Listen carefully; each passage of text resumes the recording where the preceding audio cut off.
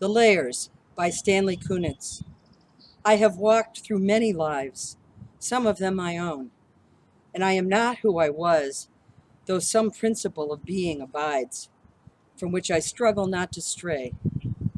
When I look behind, as I am compelled to look before I can gather strength to proceed on my journey, I see the milestones dwindling toward the horizon and the slow fires trailing from the abandoned campsites, over which scavenger angels wheel on heavy wings. Oh, I have made myself a tribe out of my true affections, and my tribe is scattered. How shall the heart be reconciled to its feast of losses? In a rising wind, the manic dust of my friends, those who fell along the way, bitterly stings my face. Yet I turn, exulting somewhat, with my will intact to go wherever I need to go, and every stone on the road precious to me. In my darkest night, when the moon was covered and I roamed through wreckage, a nimbus clouded voice directed me. Live in the layers, not on the litter. Though I lack the art to decipher it, no doubt the next chapter of my transformations is already written, and I am not done with my changes.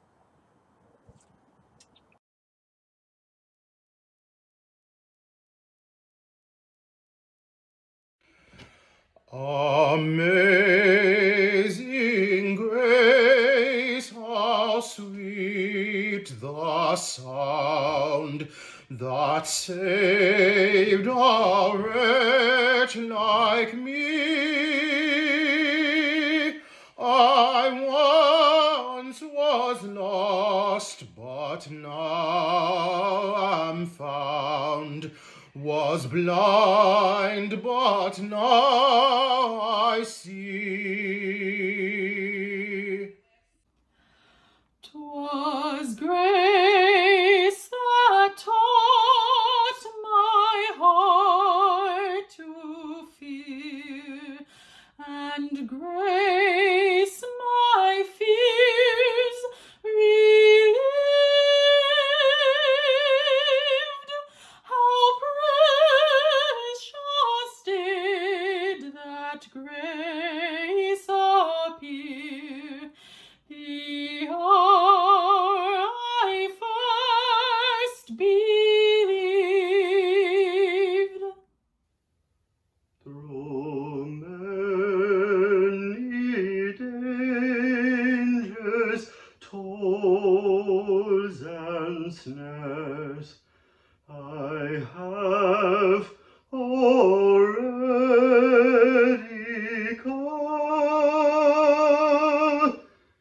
'Tis grace that's seen me safe thus far. 'Tis grace will lead me home.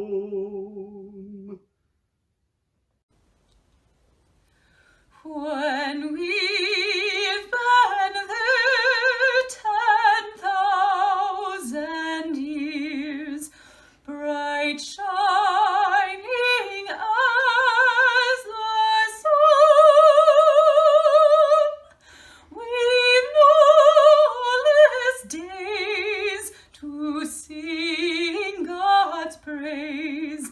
Then when we'd first begun.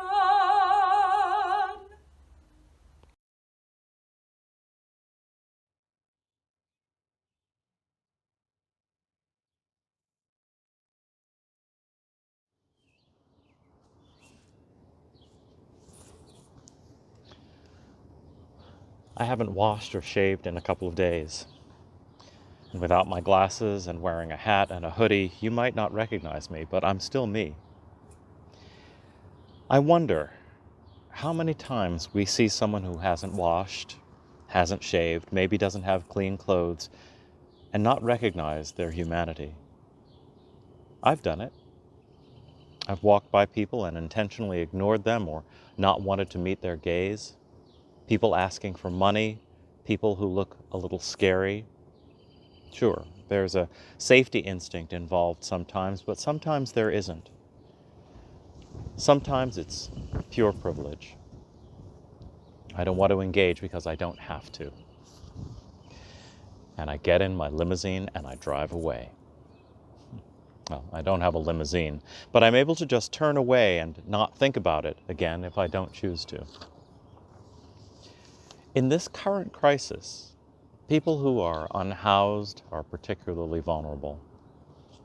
But I want to challenge you today to understand that this is a completely irrational disconnect.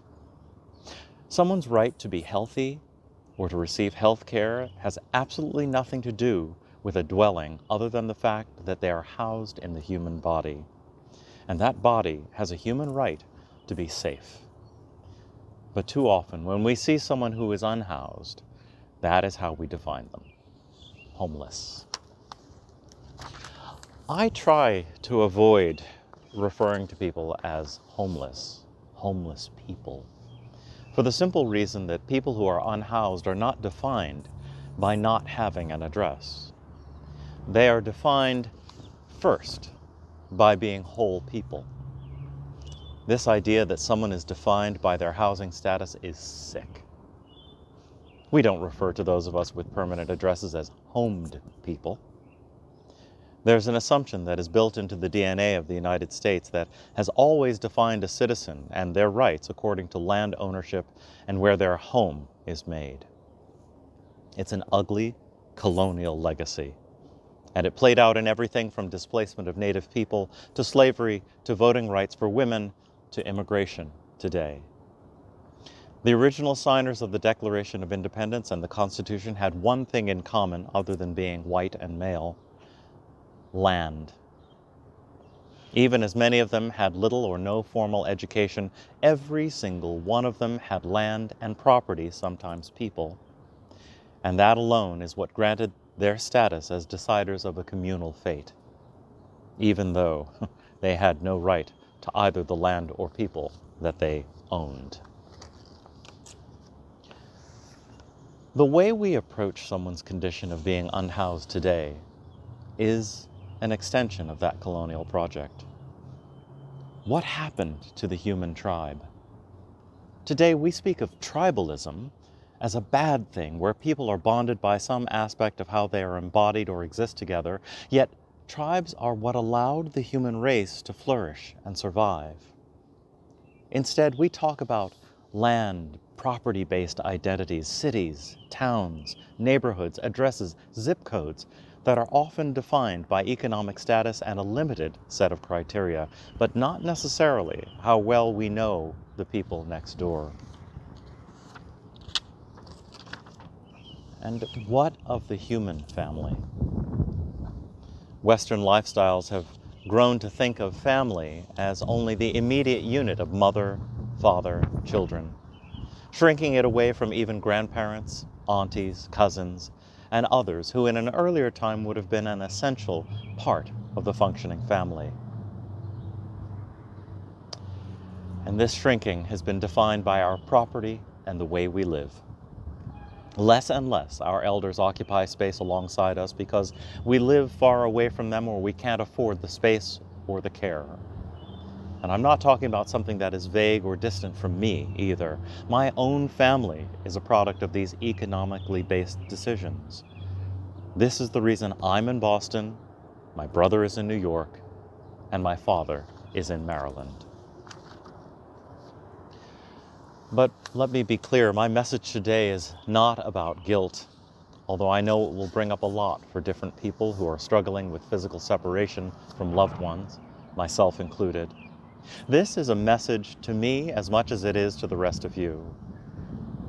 But I want to bring it back to my original point about how people who are unhoused are whole people.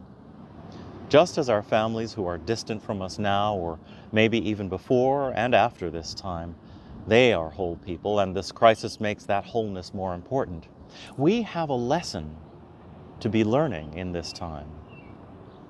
As we understand new ways to be in contact with others, as we understand new priorities around the quality of those interactions, can we also reconsider the quality of our interactions with someone who does not have a physical address. Faith is being tested now. Unitarian Universalism is being tested right now. An ongoing conversation between me and other UU ministers is whether or not what we do is enough. In so many ways, modern Unitarian Universalism is defined by what it is not. Non-creedal, non-doctrinal, non-scriptural, non-oppressive, non-racist. And those things that we are for, freedom and inherent worth and dignity, are these tangible enough? Are they universally actionable enough? And are they non-subjective enough to get us through a time of mortal threat? My answer to this question is that for all of the things that Unitarian Universalists are not, and the few things that we say we are, all of it is dependent upon actually having relationships with others. So maybe, just maybe, Unitarian Universalism is growing into the forward-looking faith of interhuman relationships. Maybe our faith calls us to ask people, what do you need? Before we tell them, this is what I'm giving you. Maybe because of all the things that we say we are not, because of that vacuum of definition, we can offer a blueprint for what it means to be in relationship regardless of our similarities and our differences.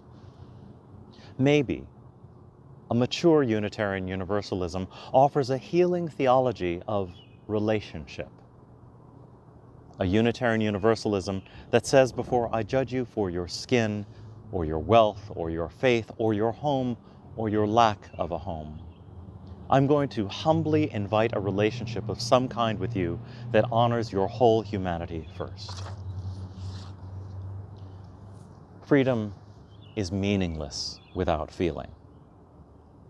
Every time we miss the opportunity to operate from a place of actual, authentic relationship, whatever or however deep or not deep that may be, we trample on the freedom we profess to hold so dear.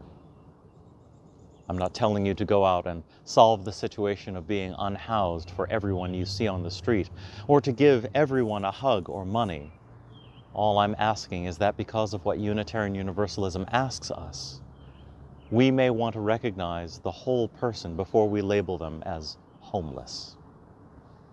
If we recognize the whole person, there is much more of a chance that we will all be able to work together to create an equitable home for us all.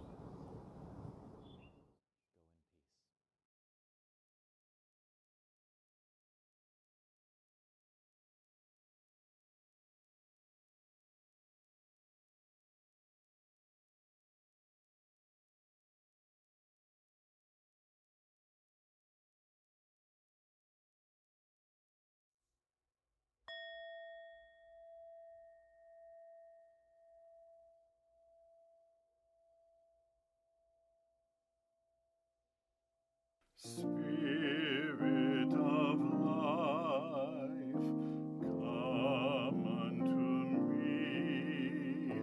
Sing in my heart all the stirrings of compassion. Blow in the wind, rise in the sea. Move in the